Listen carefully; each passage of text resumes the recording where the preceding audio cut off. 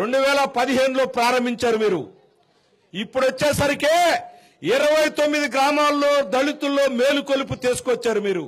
Lazarus గారు గాని, నాగేశ్వరరావు గారు గాని, మిత్రులు ఈ రోజు వేదిక మీద దీక్ష చేసినటువంటి వాళ్ళు గాని, వీళ్ళందరి యొక్క కృషి వల్ల ఒక వాతావరణం ఏర్పడ్డది. దళితులకి ఇతరులతో పాటు ప్యాకేజీ ఇవ్వాలి అనేటువంటి నినాదం మొత్తం ఈ ఏరియాలో వచ్చింది. ఇప్పుడు జరగాల్సింది ఏంటంటే, ఇప్పుడు చేయగలిగినటువంటి మొదటి మెట్టు మీరు ఎక్కారు. మొదటి మెట్టు ఎక్కితేనే అసలు మెట్టు ఎక్కడం సాధ్యం అవుద్ది. మొదటి మెట్టు ఎక్కారు మీరు. అసలు మెట్టు ఎక్కాలంటే మిత్రులారా, దీన్నే రాష్ట్ర వ్యాప్తమైనటువంటి సమస్య చేయాలా. రాష్ట్రంలో దళితుల అసైన్డ్ భూములు 10 లక్షల ఎకరాలు పైగా తెలుగుదేశం ప్రభుత్వం చిత్తూరు జిల్లాలో, విజయనగరం జిల్లాలో, విశాఖ జిల్లాలో, అనేక జిల్లాల్లో మొత్తం రాష్ట్రం అంతా కూడా దళితుల భూములు ఇప్పటికే అసైన్డ్ భూములు తెలుగుదేశం ప్రభుత్వం వాళ్ళకి ప్యాకేజీ, సరైనటువంటి ప్యాకేజీ ఇవ్వకుండా గుంజేసుకున్నది. అందువల్ల ఇదేదో ఉద్దండరాయపాలెం, లింగరాయపాలెం, ఈ 29 గ్రామాలు ఇంతవరకే ఉంటే తెలుగుదేశం చంద్రబాబు నాయుడు తప్పించుకునే ప్రమాదం ఉంది. అందుకనే మొత్తం దీన్ని రాష్ట్ర వ్యాప్తమైనటువంటి సమస్య చేయాలా. రాష్ట్రంలో అన్ని జిల్లాల్లో ఎవరు నాయను ఊపిరుంటే ఉప్పు అమ్ముకొని బతకొచ్చు. దళితుల జోలికి రాకూడదు. దళితుల జోలికి వస్తే మనం శంకరగిరి మాన్యాలు పట్టాల్సి వస్తుంది అనే వాతావరణం చంద్రబాబు నాయుడికి రావాలా, తెలుగుదేశానికి రావాలా. తెలుగుదేశం దళిత తేజం అట. ఏం తేజమా? దళిత తేజం. ఈ రాజధాని నగరంలో, రాజధాని ప్రాంతంలో దళితుల భూములకి న్యాయమైనటువంటి ప్యాకేజీ ఇవ్వవాను. ఈ రాజధాని ప్రాంతంలో దళితులకి ఇళ్ల స్థలం లేని వాళ్ళకి ఇళ్ల స్థలం ఇవ్వవాను. అంబేద్కర్ గారి విగ్రహం అట 120 అడుగులు కడతాట. అంబేద్కర్ గారు నా విగ్రహాలు పెట్టండి అని అడగరాయన. 150 అడుగులు కట్టండి అని అడగలేను. ఆయన అడిగింది ఏంటంటే దళితుల్ని న్యాయంగా చూడండి అంటారు పోవాలని చెప్పేసి చూశాడు. దళితులకే రాజ్యాంగంలో ఆయన కోరింది ఏంటంటే దళితుల ఆత్మగౌరవంతో బతకాలని చెప్పేసి కోరాడు. అందుకోసం తన యావత్ జీవితాన్ని దారమోశాడు.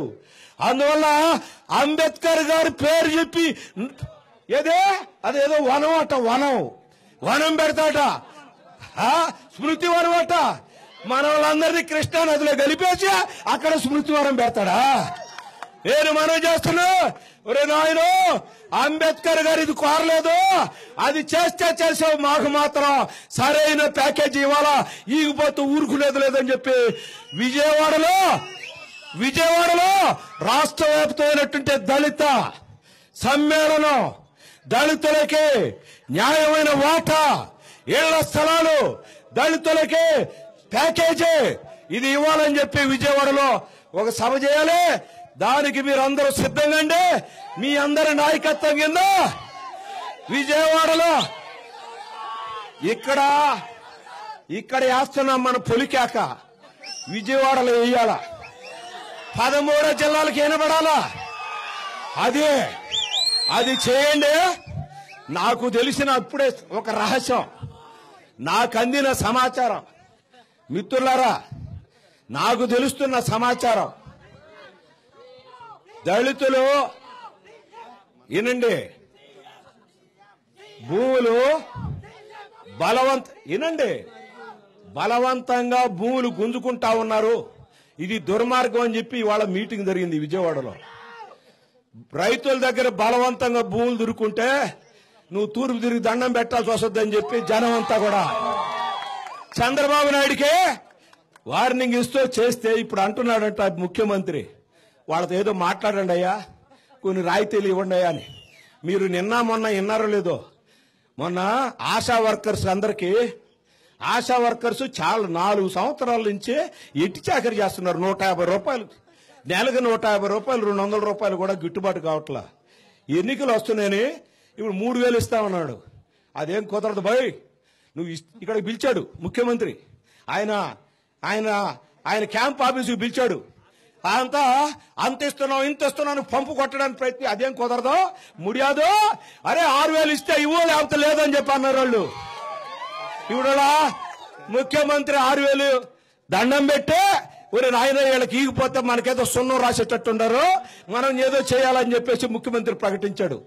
నేను మనవి చేస్తున్నా, మీరందరూ ఇక్కడ అంగీకరిస్తే పవన్ కళ్యాణ్ గారు, CPI, CPM, BSP party, Lok Satta party, ఇతరులు ఎవరైతే దళితులకి న్యాయమైన వాటా కావాలి, దళితులకి ఇళ్ల స్థలాలు దళితులకి ఇళ్ల స్థలం లేని ప్రతి ఒక్కరికి ఇళ్ల స్థలం ఇవ్వాలా.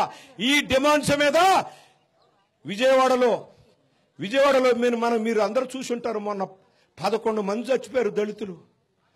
ఎస్సీ ఎస్టీ అట్రాసిటీ చట్టం, అంబేద్కర్ గారి యొక్క దీన్ని నిలబెట్టేదానికోసం వచ్చిన చట్టం అది.